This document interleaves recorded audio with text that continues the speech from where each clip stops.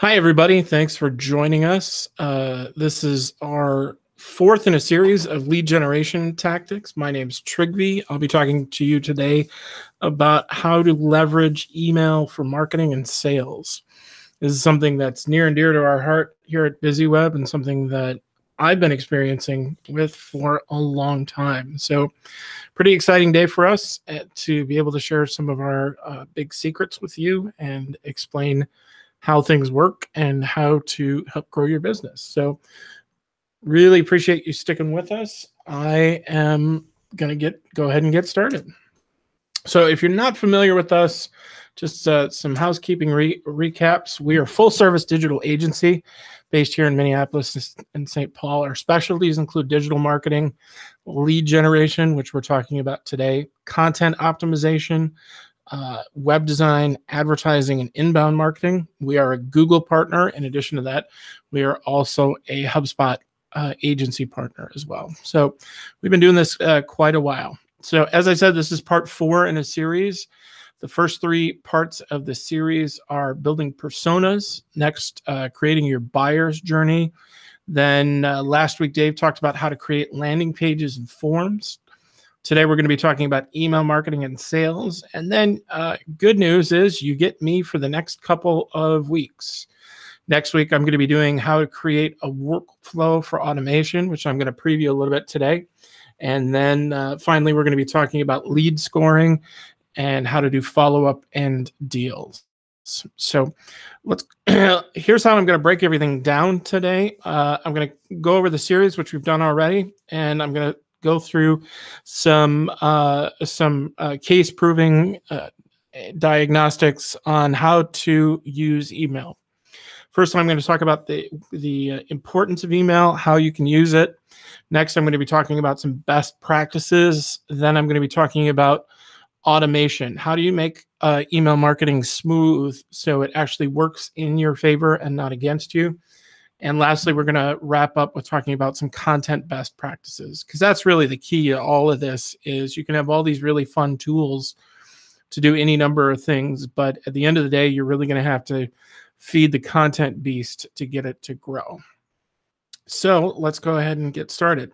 Why is email important? Well, it gives you a number of different options to use through a number of different tools. It helps you capture interest in both the marketing and sales arena. It gives you consistent outreach opportunities. The more emails you can send, the better. It gives you the opportunity to follow up from a sales perspective. It gives you the opportunity to engage with your customers, both on a customer service standpoint for your existing customers, and then on an engagement part for your prospects. And finally, it helps you retain your customers. If you are truly interested in maintaining those relationships, consistent follow-up and consistent engagement really helps you do that. So let me ask you a question. What do you think the #1 app on all cell phones across all carriers, across all devices is? Could it be Facebook? Could it be Instagram? Could it be the phone function? It's actually the #1 use is email.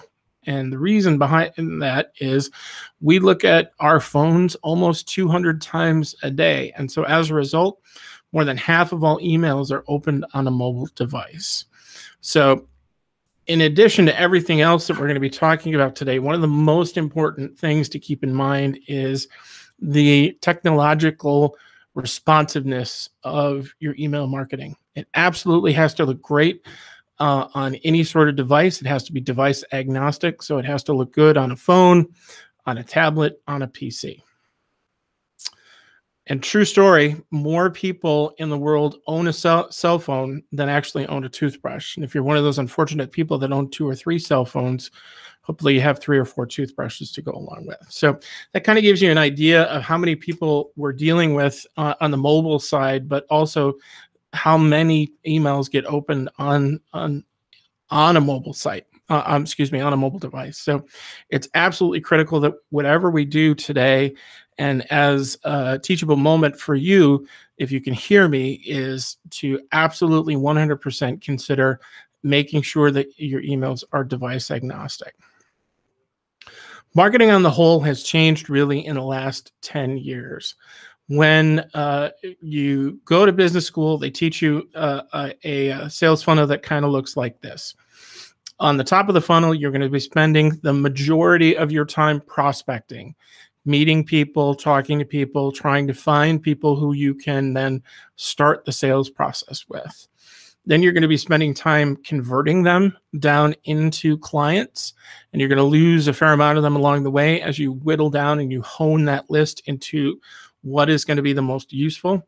And then finally, you get to keep your customers. So, and by and large, this is kind of how most organizations work, where they spend the majority of their time finding and converting people, and then as little time as possible keeping their customers. This is kind of business school 101. They sort of teach this on the first day. The trouble is with the growth of the internet in the last 10 years that this is essentially wrong.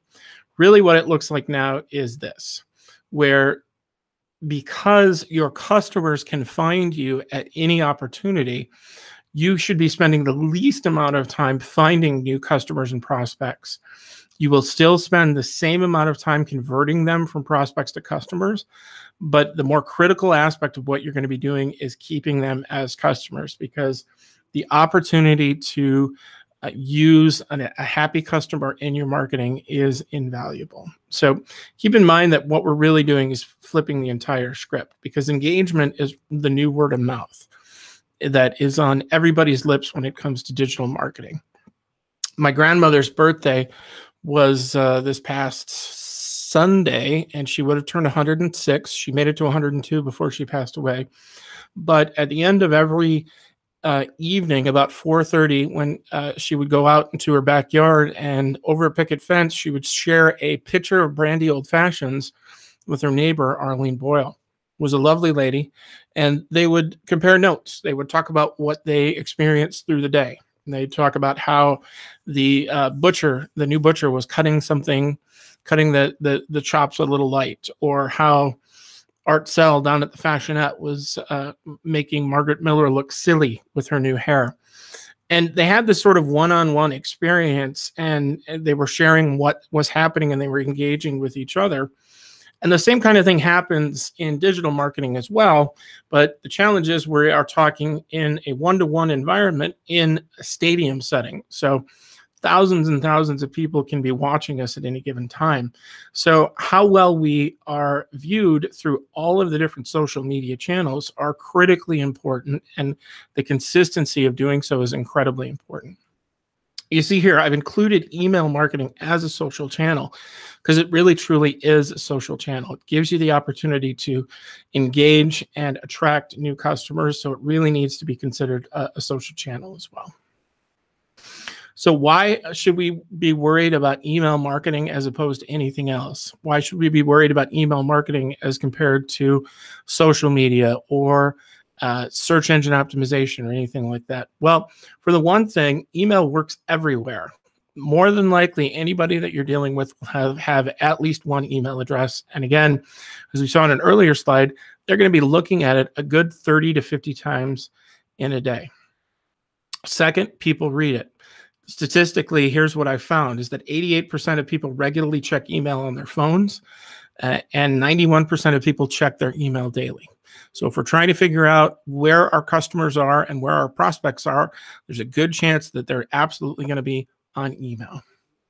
Next, email is reliable. It gets delivered at least 90% of the time, whereas a Facebook post will reach just 2% of your fans. There's a whole lot of reasoning behind that. And if you're interested in learning more about that, we do a great social media webinar. You can go through our YouTube archive to find it to explain that. I won't spend too much time doing that here. And then finally, the most important thing is that email works. For every dollar spent on email marketing, there's an average return on investment of $44. I'll say that again because it's important. For every dollar spent on email marketing, there's an average ROI of about $44. Email marketing has at least 3 times the conversion rate as social media. So if you're trying to figure out a inexpensive solution that is very efficient and gives you a lot of different opportunities to both market and sell, email is truly where you need to be. Here's why it matters, at least to us here at BizzyWeb.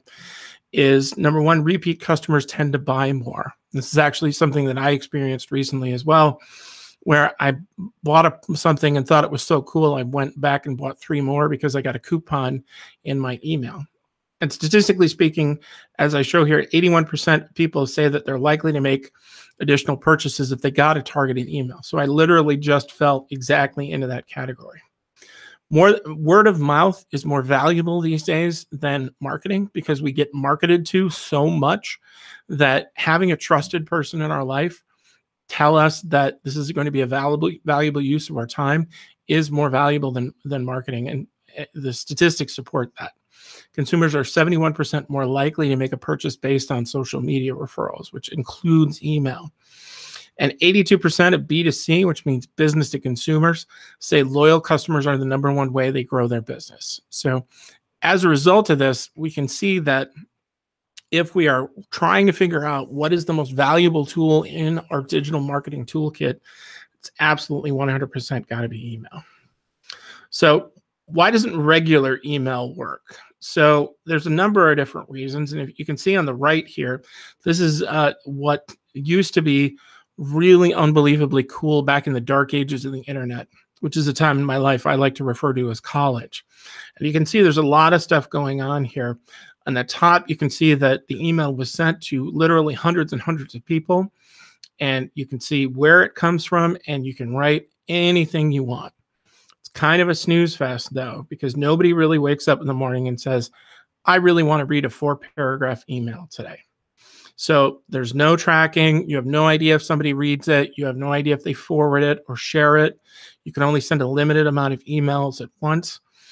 And the worst part about how this used to go down was that if you clicked on the terrible button when you got an email like this, which is the reply all button, and so suddenly this great email that you've crafted now is getting replied all to over and over and over again. Doesn't happen as much as it used to because of the growth of email marketing service providers, but it still happens from time to time. Next, let's talk about how do we get started in email, and where do we need to grow, and where do we need to spend our time. So we're going to be talking about a couple of different things. Number one, how to grow your list, and then I'll answer the question, should you buy a list? Next, we're going to be talking about what it means to be CAN spam compliant. I'll break that down for you. And then finally, what it means to be whitelisted. So as we're thinking about what we want to do to start, we always want to make sure that we're starting with our audience persona that we talked about in episode 1. Who are we looking at? Who are we trying to work with? Who are we trying to attract? And we want to keep that in mind through the next stages. So if you're going to grow your list, there's a number of really great opportunities to do that, because one of the things that we use here at BizzyWeb is we use a program called HubSpot, because in doing so, we've actually been able to merge sales and marketing together into one place. And you can see some of what that looks for here. You can see how every email and every interaction with BizzyWeb has been tracked, and every interaction, and I can tell as a salesperson whether or not they opened a marketing email, whether or not they read it, whether or not they clicked on anything with it and shared it, even on a dashboard form. So what that helps me is, as I'm thinking about what kind of email marketing I need to do, I can actually determine through my existing lists the people I deal with. What type of emails do they open? Do they click on anything in your messages? If they do, what do they click on? What are the most popular pages on your website? Because that's something that is featured in a program like HubSpot. And what are the most common first actions that people that you're dealing with are taking? So in doing so, you can start to create a way to grow your list. If you understand these basic tenets and tentpoles of email marketing, it's going to help you figure out where do you need to spend your time. Should you be creating really extravagant emails? If they're not getting open, the answer is no. So use the information that's already at your fingertips. If you don't have a program like HubSpot, that's okay too. You can get a lot of this information in a basic email service provider too. How do you entice people to join your list? How do you get them to give an email to you? Well, if we're looking at this from a sales perspective, Giving an email is actually a small little imprinting on your new prospect to get them to start to say yes. So let's say that you and I are talking in real time, and I say to you, hey, can you give me $10,000? Well, if you have any sense of sanity to you, your answer is more than likely going to be no, because you don't know what it's for and you don't know what it benefits you. But if I start asking smaller questions to lead up to that big one, hey, I put out an email newsletter that I think is really valuable to you. Can I have your email so that I can send it to you and we can chat and see if you think it's valuable? More than likely, people are going to say yes. Okay, great. Then I can call you and say, hey, I think I might have a solution for you for a problem that you were telling me about. Can we talk? They're going to say yes. And you build on those little by little by little. So you're growing to the point where you can ask that big question. So how do you get people to join your list? Well, you need to give them something. You need to offer them to start with. So a couple of different things that you should do. Number one, offering a freebie is great. One of the things we do on our website is we have a couple of different ebooks that are sort of instructional that give you the opportunity to learn a little bit about what a different aspect of digital marketing. So if you download that, if you give us your email, we'll give you that piece of information and we'll start the process that way. Next, make sure that subscribing is absolutely as easy as possible. No more than about 3 clicks. If you are asking people to fill out big giant forms, chances are good they're not going to do it. Third, if you can offer them a discount or offer them a special offer, that's a great way to get people to start interacting and engaging with you. Think about your cable company. They're always giving a great deal to the new customer, which makes you want to look at it and makes you want to think if you want to join. Now, later, we'll talk about the existing customer and how that doesn't actually help in the long term, but everybody wants to feel special. Everybody wants to feel like they're getting a deal of some kind. So the last thing that you can offer them is special insider info. Give them the skinny before anybody else gets it. And that's a fairly benign thing. All 4 of these are fairly benign, that your chances are good you're going to be giving that information away anyway, but it'll give you an opportunity to start imprinting those yeses on people. So should you buy a list? My answer is absolutely positively no, don't do it. And if you want to ask me the reason, I would ask you the question, when was the last time you opened an email from somebody that you didn't know?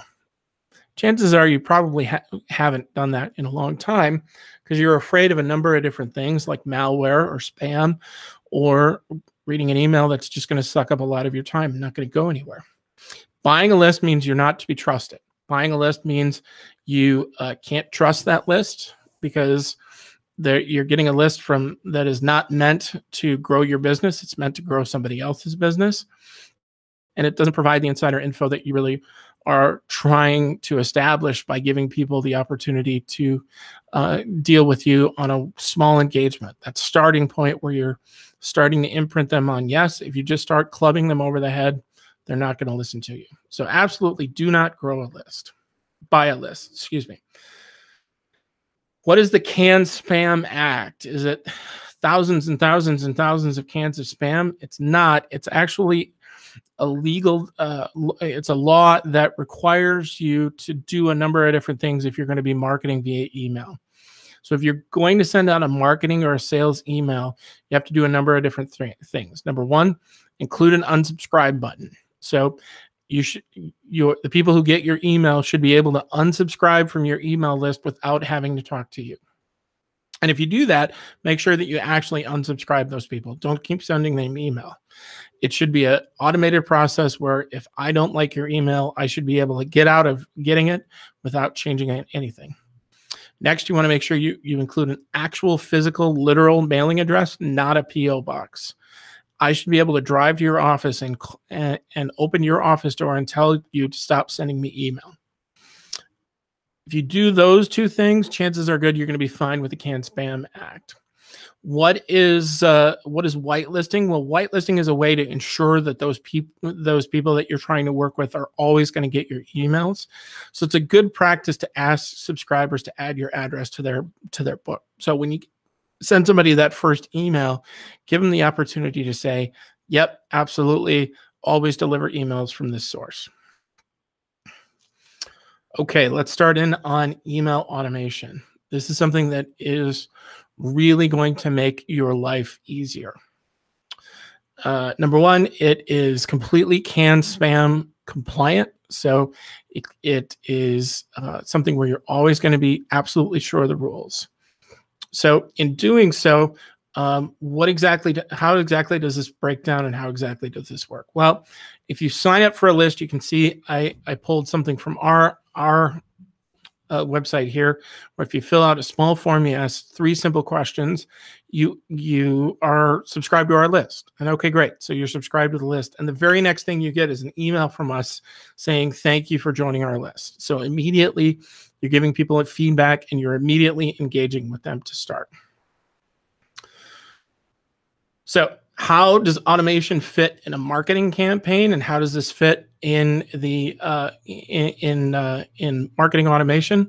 Well, I wanted to break this down for you and show this how it works based on some of the other episodes and even previewing some of the next ones. So step 1, create a landing page that delivers. So here's what we've got for one of our ebooks. It's a process that we have called user-centered design. And if you want to learn more about it, you can go to a place on our website and fill out the simple form, and we send you an ebook. So you fill out the simple form and you hit submit. The next thing you get is a place to download the guide. And it's about a 12-page document. It's actually fairly interesting. Once you get it, then we get a notification that, hey, you downloaded the guide. So from there, what happens is you get put into a marketing machine. And again, I'm using this as an example of how we do things. You can obviously do things differently depending upon what you need and how you think differently. So as you go into the machine, you can see what I've got here is a lot of information based on the views on that landing page. I can tell you how many contacts I got, how many people viewed it, how many people signed up, what the bounce rate was, all that kind of information. And it actually goes even further. I can go to and see submissions. Where did those submissions come from? And even something as simple as looking at the actual lead in your CRM. This is from my CRM. This is from when I downloaded that document that I just showed you and went through the process. This is what showed up in my CRM. So you can see immediately I've got a lot of really great information right at my fingertips before you even start communicating with me, beyond the fact that I've raised my hand and said, hey, I'm interested in this user-centered design concept that you guys have. Next, what happens is you get put into a workflow. And this is going to get a little complicated, so stay with me. And again, we're going to be talking a lot about this next week. So what a workflow is it's a set of if-then statements based on customer responses and customer behavior. So for this particular workflow, what the starting point is an enrollment trigger. So the first thing is contact has filled out the form, and then immediately what happens automatically is the contact property has changed to a marketing qualified lead because that person has downloaded something. Then the contact property owner gets changed to me as the salesperson. And then I get sent an email that says, hey, somebody downloaded this book. So I know immediately, hey, this has happened.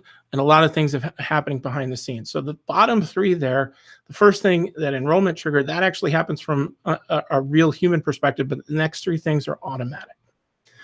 What happens from there is then nothing happens for 2 days. And then we send you another email, which we've written already, that says, how did you like the email? How did you enjoy it? Was it helpful? Was it effective? Did it tell you anything you didn't already know? Then what happens is we hit an if-then branch. So we ask them in that previous email, would you like to talk more about it? So then we have an if-then branch that you can see here. If the answer is no, if they didn't fill out the Let's Talk form, then we wait for another 4 days and we ask them one more time. If they say yes, then we send them send the salesperson an internal email that says somebody has asked for a consultation request, and then the life cycle stage gets changed to sales qualified lead from marketing qualified lead. So the difference is somebody said, yes, I really want to learn more about this. So this is the first branch of our workflow. What happens from there is if they have filled out the form, you can see the no, we've already gone there. And then next what happens is the life cycle stage, then the sales notification from there. So ultimately you can see there's about 12 to 16 different things that are happening, and it's all happening automatically based on the customer behavior, which hits based on those two simple emails asking a simple question. If your answer is no, okay, great. Then another series of events happen. If your answer is yes, then okay, great. It's another series of events happen automatically. So from the sales perspective, my marketing team here at BizzyWeb has set this up where I am waiting for the customer to behave in a way that says that they're ready to talk. And if they don't, that's okay. I'm not going to call you and bother you. What it means is that you're not ready quite yet, and that's fine. Then you're going to continue to be marketed to until you're ready. So overall, what happens in this entire process is it's incredibly helpful because there's so many things that are happening automatically that I'm saving a great amount of time. I'm still engaging with the customers. I'm still engaging with the prospects, but I've actually morphed from a marketing lead into a sales lead throughout the course of the process, and I haven't had to do other than set this up. So to get back to the original question about marketing automation is you can create an incredibly complex set of actions based on your customer's journey. If you're not familiar with the customer journey, go back to episode 2. I spent a lot of time talking about that. So, okay, now that we've kind of talked about the different facets of emails and sales and marketing automation, really the $64,000 question to this entire process is, what on earth do we do? And what do we write? Well, I'm going to give you some tips and tricks on how to do that. So first of all, go back to your persona. Think of that person, that audience member that you're trying to talk to. And that persona, again, if you weren't privy to episode 1, the audience persona is a semi-fictional representation of your ideal customer based on real data and some educated guesses. Who they are, where they are, what they're looking at, what they're interested in. And you can see here are a couple of different ones that we have here. So again, have an audience member in mind. Who are you really going to be talking to as you're writing your content that you're going to be putting out in your email? Next, again, look at those customer activities again, because that's going to give you a great opportunity to understand what kind of content and what kind of messaging you really need to be creating. Should you be spending time on things that aren't opened? You can see here we've got a couple of different options here where this hypothetical customer, well, on the bottom of the picture, they didn't click on anything, but on the top of the picture, they did click on something. So focus on the things that work and don't work. Don't spend a lot of time on the things that don't. So then ask yourself the question, is it worth reading? If you're going to write something, identify your purpose. What are you trying to do? Be clear, be clever, and be a little bit interesting, and choose your words carefully. So you want to avoid the following things like act now, free, safe, writing in all capital letters, writing with more than one exclamation point. Any excessive punctuation, anything like that will get you put into a spam folder as opposed to the inbox, which is where you really don't want to be. If you're trying to get somebody's attention, you want to make sure that they're looking at the right thing. I am in and out of my email constantly, but I never really look at my spam folder. So what really should you write? And how should you write it? The easiest thing that I can tell you to do is to figure out what are the frequently asked questions that you get asked on a regular basis.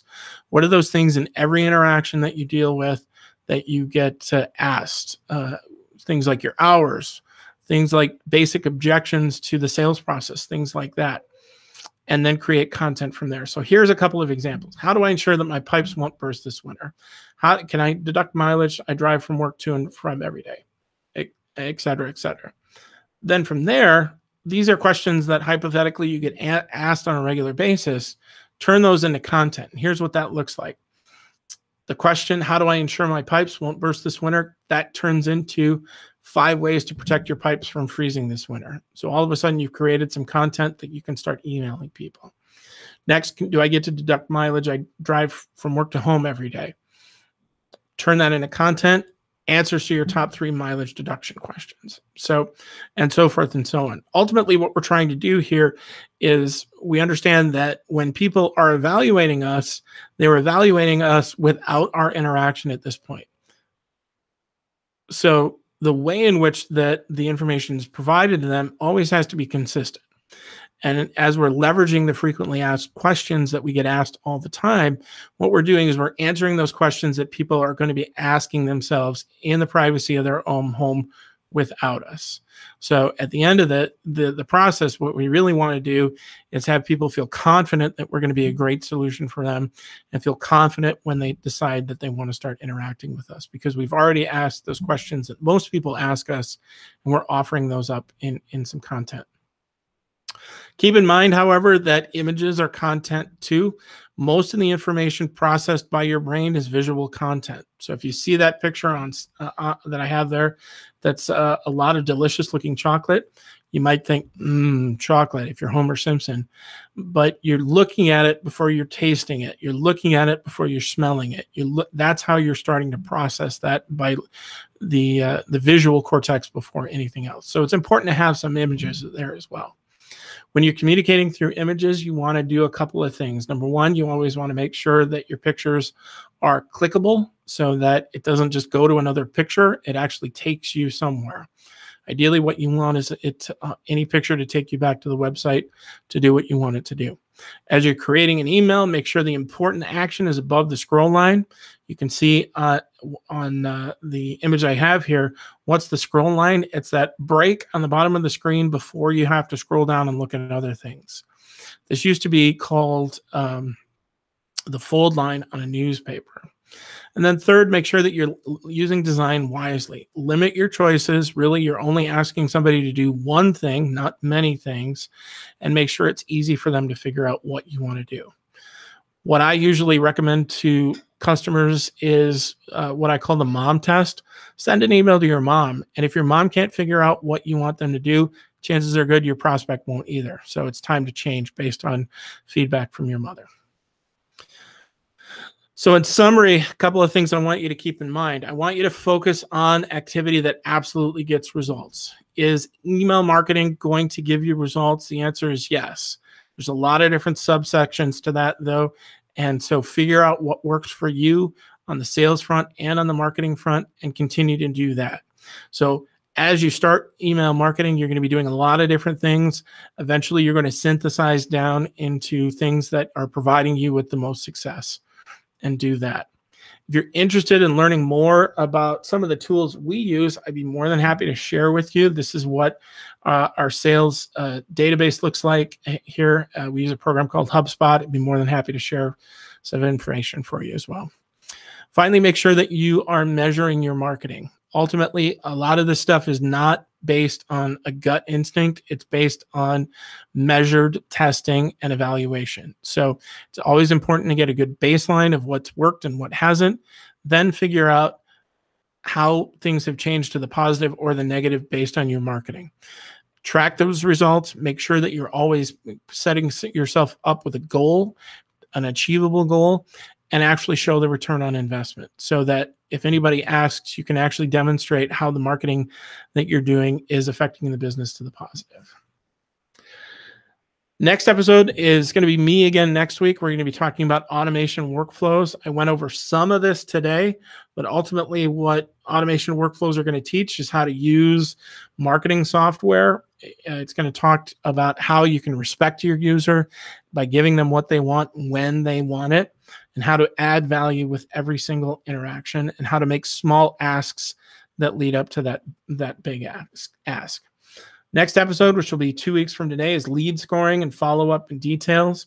I'll actually show you how our lead scoring system works and how we score leads to figure out whether or not it's time to pick up the phone and call them and try and start a sales relationship with them. If you're interested in more, you want to go back and look at the other parts of our series. We've done episode 1 through 3 so far. Encourage you to do so. You can go on our website at BizzyWeb.com.